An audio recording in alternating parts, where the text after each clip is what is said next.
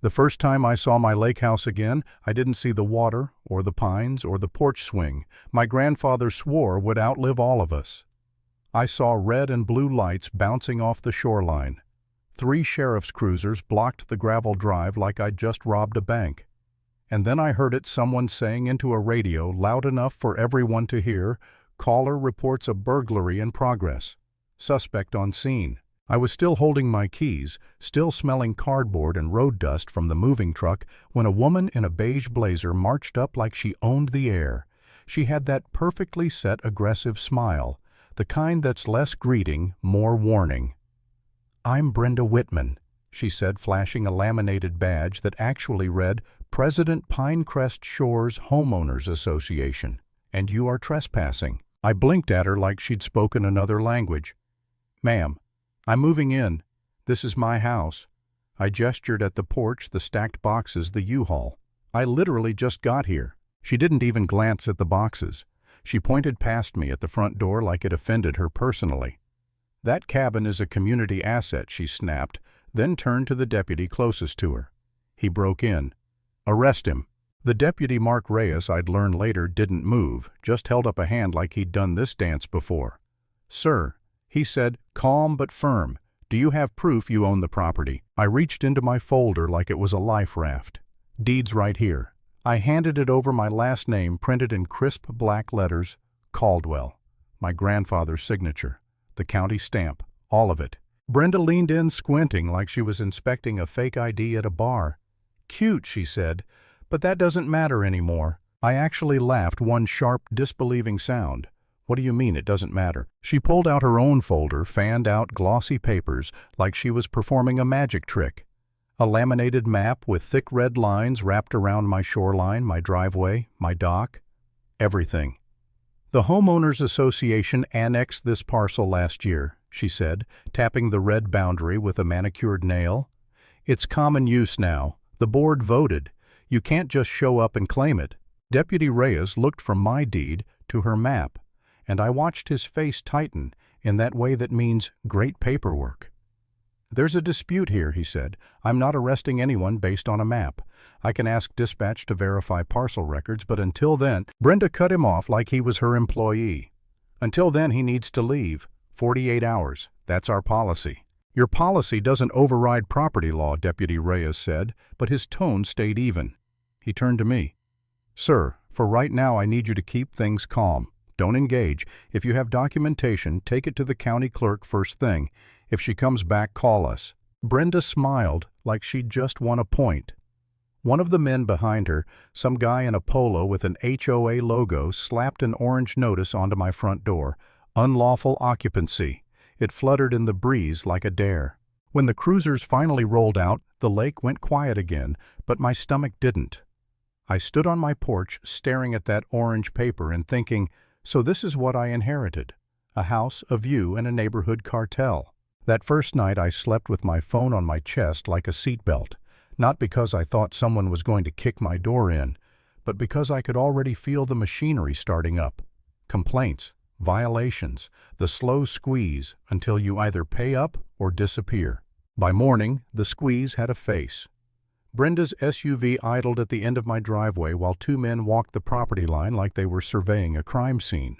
One of them hammered a fresh stake into the ground right where my old wooden marker had been for years. I walked down with my coffee, tried to keep my voice level. "What are you doing on my land?" Brenda didn't even turn her head. "Correcting boundaries," she said, like she was adjusting a picture frame. "Your family's markers were inaccurate." "Inaccurate," I repeated, tasting the word. "You moved it." She finally looked at me, eyes bright with that special kind of entitlement. "Prove it." That afternoon, a woman from the next property over drifted up like she was trying not to be seen. Early 30s camera strap around her neck. Windbreaker cautious eyes. "I'm Mia Carter," she said quietly. "I live over there." She nodded toward a house tucked into the trees. "Just don't let them corner you alone." I gave her a look. "Corner me?" "They already called 911. Mia's mouth tightened. "They do that. Brenda loves the emergency button, and they move stakes at night.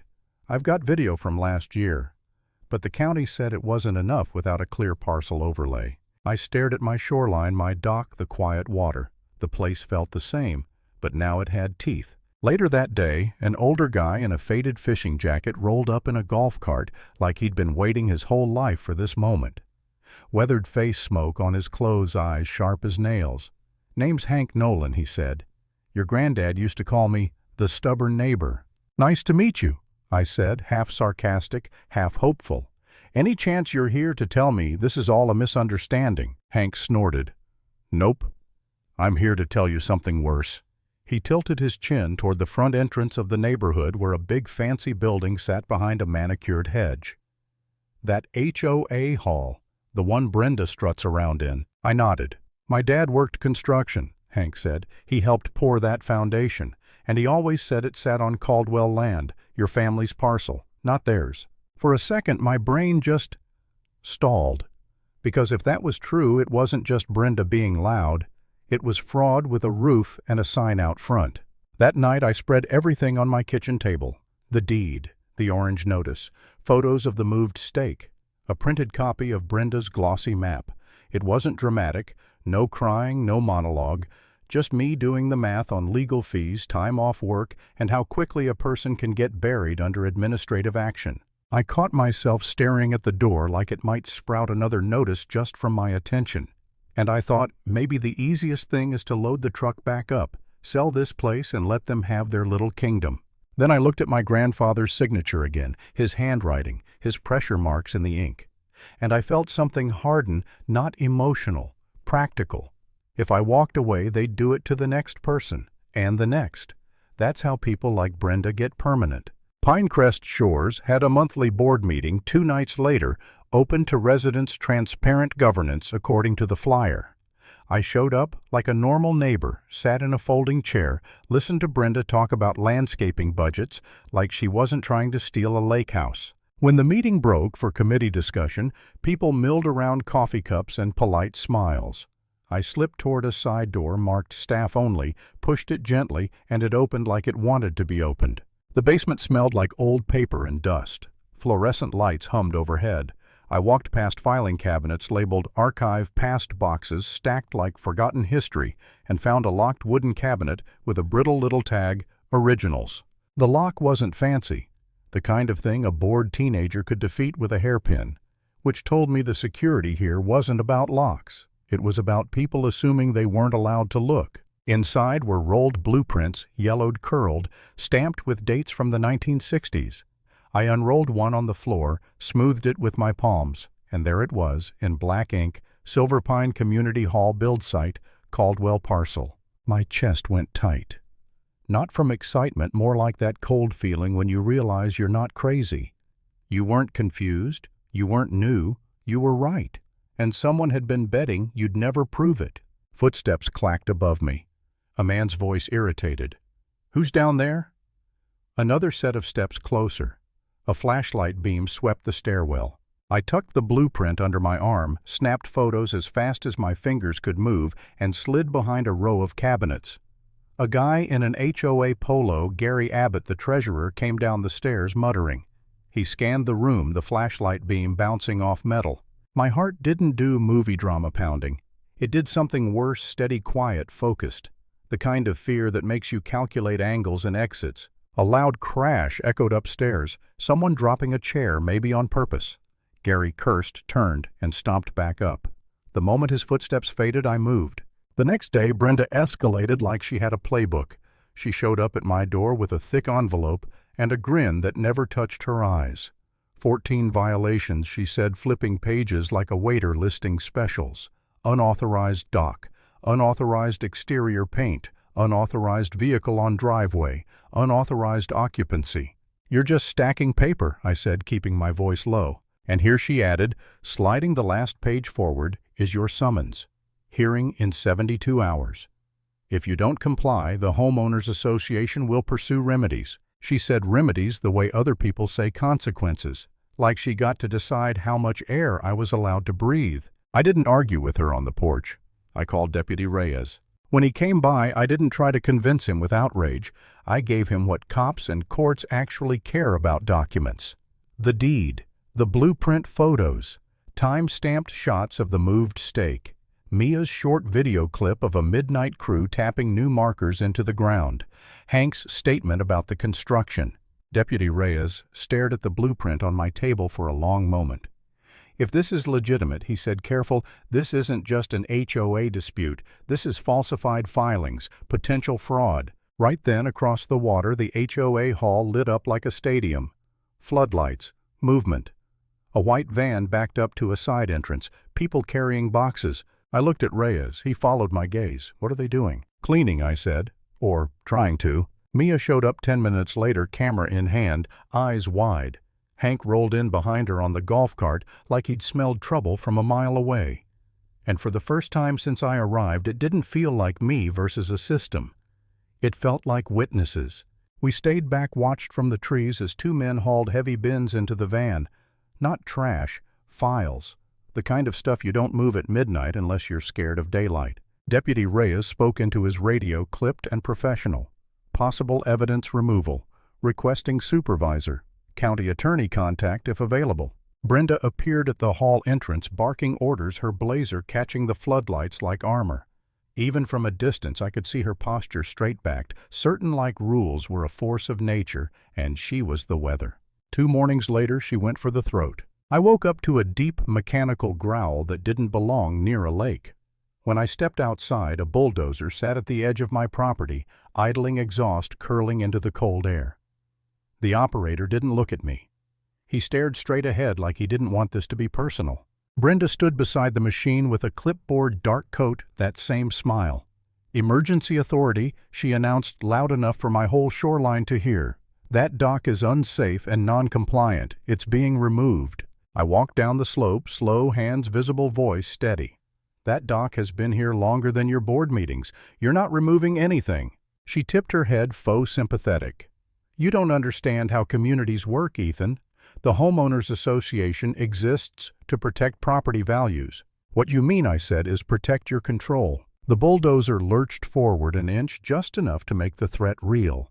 Gravel crunched. The lake stayed calm, which somehow made it worse. Then a sheriff's cruiser slid in fast tires, spitting dirt.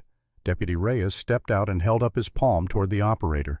"Kill the engine," he said, voice flat. "Now." The operator hesitated, then shut it down. The sudden quiet rang in my ears.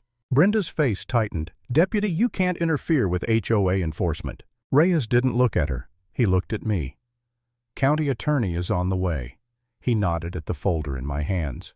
"And I already forwarded what you showed me." 10 minutes later, a county vehicle pulled up and a woman in a Navy suit stepped out, Paige Sullivan, county attorney. No theatrics, no raised voice. Just a professional who'd seen every flavor of nonsense and didn't have time for this one. Paige took the document, scanned the deed, scanned the blueprint, scanned Brenda's laminated map. "Ms. Whitman," she said, "do you have a recorded transfer document showing this parcel was legally conveyed to the association?" Brenda's chin lifted. The board voted. The community agreed. Paige didn't even blink. "A vote is not a deed." Brenda's mouth opened, then closed. Her fingers tightened around her clipboard like it could save her. Paige flipped to the ledger pages Deputy Reyes had obtained from the hall fees, fines collections, notes in the margins. "And these funds," Paige continued, "do not appear to be deposited into any disclosed community account. There are signatures here that do not match public filings." Brenda's voice sharpened. "This is harassment. This page cut in calm, as ICE is a formal investigation into fraud and falsified records." She turned slightly toward Reyes. "Deputy, secure the site. Freeze association enforcement actions pending review." Brenda tried to step forward like she could physically block the sentence. "You can't take my authority." Paige finally looked her dead in the eye. "Your authority ends where the law begins. As of this moment, you are not acting on behalf of the community. You are acting as an individual under investigation." It was subtle, but I saw it the exact second the ground shifted. Not the bulldozer, not the lake. Brenda. Her shoulders stiffened. Her face held the smile for half a beat longer. And then it cracked when she realized nobody was following her orders anymore. The operator stayed seated, hands off the controls. Deputy Reyes stepped between Brenda and my dock like a quiet wall. Paige walked back to her car to make calls, and Brenda stood there on the shoreline clipboard, hanging useless in her hand, watching her kingdom shrink down to the size of her own breath. Power doesn't always end with handcuffs. Sometimes it ends with everyone finally saying no.